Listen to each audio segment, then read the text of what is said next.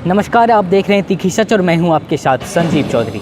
अभी जो उड़ीसा के बालासोर में जो घटना हुई है वो रेल हादसा अभी तक के इतिहास की सबसे बड़ी रेल हादसा है, जिसमें कि सबसे बड़ी रूट की रेलवे ट्रेन जो कि उत्तर भारत और पूर्वी भारत को दक्षिण भारत से जोड़ती है, कोरोमंडल एक्सप्रेस, जो कि लगभग 1700 किलोमीटर की दूरी तय करती है।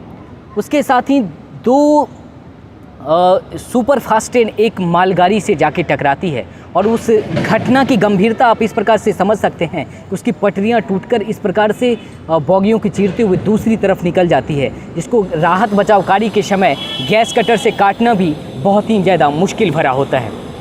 सबसे बड़ी बात यह है कि आपको इस घटना के बाद जो कुछ सवाल हैं उसके जवाब के लिए आपको कमेटी के रिपोर्ट का इंतज़ार करने के लिए कहा जाता है।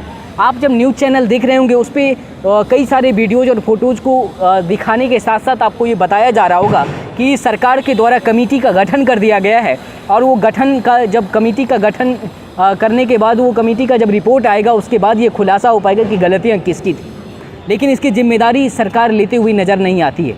सबसे बड़ी बात यह है कि आपको ये समझना पड़ेगा कि आखिर जो सरकार अभी रेलवे सिस्टम चला रही है और रेलवे सिस्टम में ये इतनी बड़ी खामियां की वजह से इतनी बड़ी जो दुर्घटना हुई है, इसकी जिम्मेदारी सरकार को लेना आवश्यक हो जाता है।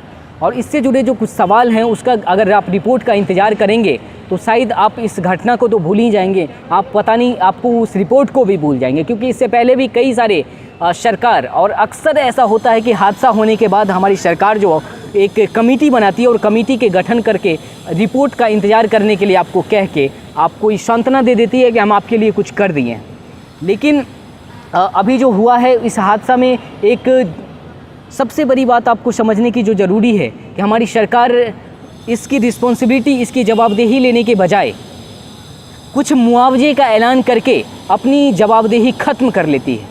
लेकिन सबसे बड़ी बात यह है कि इसके विपरीत शास्त्री जी जो कि रेल मिनिस्टर थे और उनके समय में जो रेल हादसा हुआ था तो वही रेल हादसा के जवाबदेही लेते हुए वो अपनी इस्तीफ़ा सौंप देते हैं और वो कहते ये हैं कि अगर आज हम ये इस्तीफ़ा देते हैं तो सरकार को ये सबक मिल जाएगा या और आम जनता या हम ये सोच पाएंगे कि हमको कुछ इसके लिए करना बहुत ज़्यादा ज़रूरी है जिसके वजह से ये दुर्घटना दोबारा ना हो। लेकिन अभी की जो सरकार है, अभी की जो आला कमान है, वो इस दुर्घटना की जिम्मेदारी लेने से बिल्कुल कतराते हुए नज़र आ रहे हैं। और उसी सवाल का जवाब ढूंढते हुए हम रेल भवन के सामने पहुंचे हैं और रेल भवन, यही रेल भवन जिसमें अश्विनी कुमार वैष्णव जी बैठते हैं। ये अश्विनी कुमार वैष्णव जी अभी रेल मंत्रालय के साथ साथ अलग अलग 3 मंत्रालय संभाल रहे हैं, लेकिन फिर भी ये रेल मंत्रालय में का जो इतनी बड़ी खामियाँ हैं इसके लिए वो अपनी जवाबदेही लेने के साथ साथ वो अपनी इस्तीफ़ा नहीं सौंप रहे हैं, बल्कि वो कुछ मुआवजे का ऐलान करके सिरे से खारिज कर देते हुए निकल जाते हैं। आप जब उस घटना का वीडियो जब देखे होंगे तो शायद आप ममता बनर्जी का एक वीडियो देखे होंगे जिसमें Mamata Banerjee anti collision device की बात बोलती हैं और उस एंटी कोलिजन डिवाइस के जिक्र होते ही हमारी रेल मंत्री जी निशब्द हो जाते हैं। आपको ये समझना पड़ेगा कि ये एंटी कोलिजन डिवाइस जो है, यही एंटी कोलिजन डिवाइस के लिए हमारे यही रेल मंत्री जी चीख कर कह रहे थे कि हमारे प्रधानमंत्री जी के नेतृत्व में हमारे भारतीय इंजीनियर ने एंटी कोलिजन डिवाइस डेवलप किया है, नरेंद्र मोदी जी के नेतृत्व में। लेकिन आपको ये बता दें कि 2003 में दत्तात्रेय की रिपोर्ट आया था अटल बिहारी वाजपेयी जी की सरकार में, और उसी रिपोर्ट में आप देख सकते हैं कि उसमें इस एंटी कोलिजन डिवाइस का जिक्र किया गया था। लेकिन उसके बाद 2 पंचवर्षीय कांग्रेस की सरकार रही है और 2 पंचवर्षीय बीजेपी की सरकार रही है, लेकिन ये एंटी कोलिजन डिवाइस सिस्टम से अभी तक हमारा रेलवे लैस नहीं हो पाया है। अभी का तत्कालीन रिपोर्ट आप अगर देखें तो केवल और केवल 2000 किलोमीटर लगभग रेलवे नेटवर्क लैस हो पाया है इस एंटी कोलिजन सिस्टम से, इस सुरक्षा कवच से।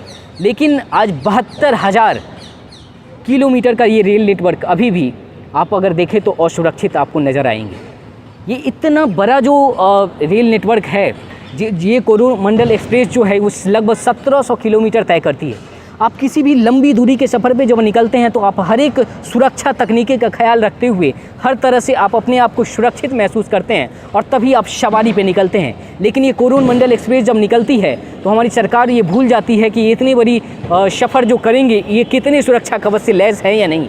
आपको ये बता दें कि भारतीय रेलवे में 2 करोड़ लोग हर दिन सफ़र करते हैं, लेकिन इस 2 करोड़ लोगों की सुरक्षा की जिम्मेदारी जो रेलवे को रखनी चाहिए, उसकी जिम्मेदारी बिल्कुल वो नहीं ले रही हैं। हमारे देश में पहले रेलवे का एक अलग से बजट पेश होता था, लेकिन अभी इस एक ही बजट में सबको शामिल कर दिया गया है।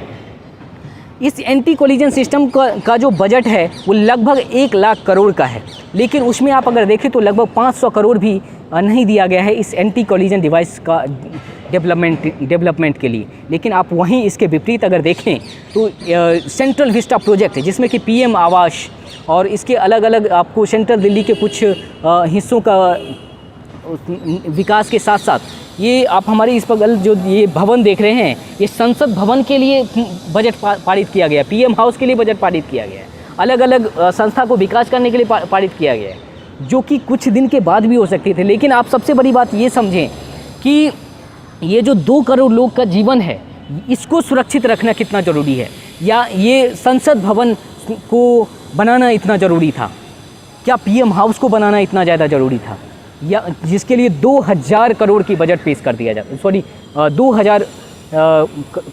2000 करोड़ की बजट पेश कर दिया जाता है, लेकिन इसके लिए 500 करोड़ बजट भी पेश करना मुश्किल हो जाता है सरकार के लिए। सबसे बड़ी बात आपको ये समझना पड़ेगा कि हमारी सरकार जो है ये वंदे भारत को लेके चीखती चिल्लाती हुई नज़र आ रही है। ये हमारी सरकार जो है वो बुलेट ट्रेन को चीखती चिल्लाती हुई नज़र आ रही है कि हम बुलेट ट्रेन लेके आ रहे हैं। आप जो हमारे देश में जो राजधानी ट्रेन थी वो सारे तेजस राजधानी हो गए, क्योंकि वो बिक चुके हैं। इसके साथ साथ जितने ये बुलेट ट्रेन है या ये वंदे भारत ट्रेन है, हमारे बगल में जो आप ये बॉगी देख रहे हैं, ये हमारे रेल भवन के जस्ट सामने रखा गया, और ये बॉगी किसका है पता है? ये है बॉगी वंदे भारत ट्रेन का, जो कि उसी निजी ट्रेनों में से एक है। और इसका जब हमारे प्रधानमंत्री जी और हमारे रेल मंत्री जी जब इसका प्रचार करते हैं, तो आपको ये समझना चाहिए कि वो निजी व्यक्तियों के लिए प्रचार कर रहे हैं। अगर वो अपनी संस्था के लिए प्रचार कर लिए होते तो आज ये ट्रेन को बेचने की ज़रूरत नहीं पड़ती, आज BSNL का ये स्थिति नहीं हो जाता, आज सरकारी संस्था जो ये स्थिति में चली गई है वो ये स्थिति में नहीं हो जाता अगर वो अपनी संस्था के लिए प्रचार कर लिए हो। कभी आप ध्यान से याद कीजिएगा कि BSNL के लिए भी किसी सरकार को आप प्रचार करते थे, यही अश्विनी वैष्णव जी जिनके अंदर में ये कम्युनिकेशन मिनिस्ट्री है, क्या ये कभी BSNL के लिए प्रचार किए हैं? नहीं करेंगे, क्योंकि ये इनको पूंजीपति की सरकार इसीलिए कहा जाता है, क्योंकि ये जो वंदे भारत में है ना, ये इसमें भारत के आम जनता कभी सफ़र नहीं कर पाएगी। आम जनता जो है, आपको सबसे बड़ी बात ये समझना पड़ेगा, ये जो राजधानी ट्रेन है इसमें तो आम जनता सफ़र नहीं कर पाती थी, क्यों? क्योंकि इसका किराया बहुत ज़्यादा था, और अब जब ये तेजस हो गया तो इसके किराया और भी बढ़ गई। ये प्राइवेट ट्रेनों में आम जनता तो कभी सफ़र नहीं कर पाएगी, लेकिन आम जनता जिस ट्रेन में सफ़र करती है वो कितने सुरक्षा से लैस है। आपको सबसे बड़ी बात ये समझना पड़ेगा कि हमारे जो रेलवे मंत्री हैं वो ये कहते हैं कि हम जो अंतिम लाइन में जो खड़े हैं हमारे देश के नागरिक, हम उनको अपने बीच में लाने का प्रयास कर रहे हैं।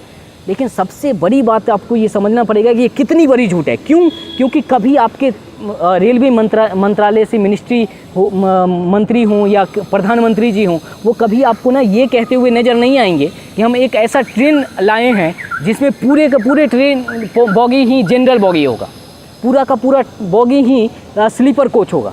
क्यों? क्योंकि स्लीपर कोच में तो आम जनता चढ़ते हैं ना, जनरल बॉगी में आम जनता चढ़ते हैं ना। लेकिन उनको तो वो ट्रेन लाना है ना जिसमें पूंजीपति चढ़ सके। पूंजीपति के लिए इतने प्राइवेट जेट हैं ही, इनके लिए उतने विमान सेवा हैं ही, वो उसमें भी सफ़र कर सकते हैं। लेकिन आपको ये समझना पड़ेगा, इतनी भीषण गर्मी में 70 सीट वाली कोच में, जनरल बॉगी में जब 200 लोग ठूस के जाते हैं, वो किस तरह से घर पहुँचते होंगे।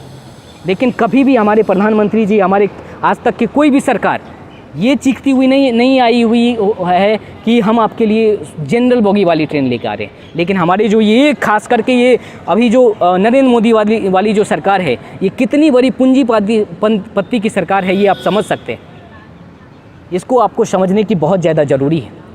आपको ये भूलना होगा कि आपको जो 5 किलो अनाज दे के आपको बताया जा रहा है कि हम आपके लिए बहुत बड़ा चीज़ कर रहे हैं, उसके लिए आपको ये भी समझना होगा कि आपको किस तरह से आपसे निचोड़ लिया जा रहा है।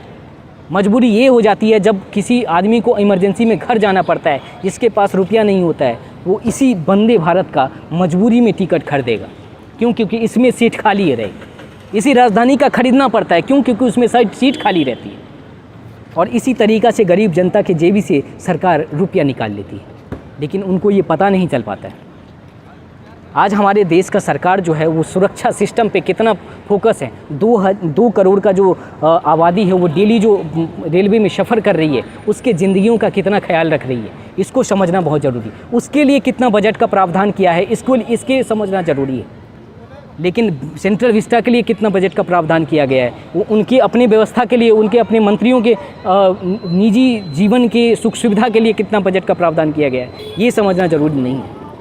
अगर आपको अंतिम लाइन में खड़ी आदमियों को पे ध्यान देना है रेलवे मंत्री जी, तो आपको ये ध्यान देना पड़ेगा कि आपको ये वंदे भारत से या बुलेट ट्रेन से वो भारत के अंतिम लाइन में खड़ी नागरिक को आप बीच में नहीं ला सकते हैं। इससे ये होगा कि जो अंतिम लाइन में है वो देश से दरकिनार हो जाएंगे।